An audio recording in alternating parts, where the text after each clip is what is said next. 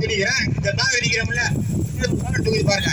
நீங்க அடிச்சா 200 ரூபா, தேர்தல் ஆணையம் அடிச்சா 1000 ரூபா. நீங்க கணக்கு கேட்டு பாருங்க. இந்த பேங்க் அடிச்சு தேர்தல் ஆணையமே எவ்வளவு செலவிடா கொடுத்தீங்கன்னா 1000 ரூபா அதுல கமிஷன் அடிக்கிறாங்க. அதனால ஊழல் ஊழல் ஊழல் எங்கேயும் குறையடி போயிருக்கு.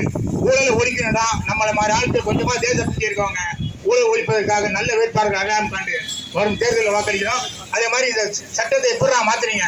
நானும் கதறி பார்த்துட்டேன். இந்த கிரிமினல் குற்றம் இருக்க சட்டத்தை எப்படி செயல் மாத்துறீங்க? சாதாரணமா மாற்ற முடியாது, ஆனா மாத்திருக்காங்க. அது மாதிரி தேர்தல் நேரத்தில் பிடிபடக்கூடிய பணம் யாருக்கும் சொல்ல மாட்டாங்க. ஒரு 570 கோடி ரூபாய் பிடிச்சாங்க, எல்லாரும் கேள்விப்பட்டிருப்பீங்க. 3 டக்ஸில் போச்சு, அதுக்கு பாதுகாப்பா 3 இலவ கார் போச்சு. மத்திய அரசாங்கம் அது சென்ட்ரல் கவர்மெண்ட் பணம் சொல்லிச்சு. எந்த காலத்தில் சென்ட்ரல் கவர்மெண்ட் பணத்துக்கு 3 இலவ கார கட்சிக்கார பாதுகாப்பு போவான்? 570 கோடி ஆக்கி போடுறாங்க. இப்படி எல்லாம் அதே தினமா நடந்துகிட்டு இருக்கு. இதை முடிவு கொண்டு வரணும்னா புரிஞ்சு செய்யணும். இந்த வேட்பாளர் கையில் ஆளை இல்லை, காசு கொடுக்கல அப்படின்னு நினைச்சா நல்லவர்களை தேர்ந்தெடுங்க. நல்லவர்களை தேர்ந்தெடுத்து நம்ம தான் சீர்திருத்தணும். நன்றி, வணக்கம், ஜெய்கே.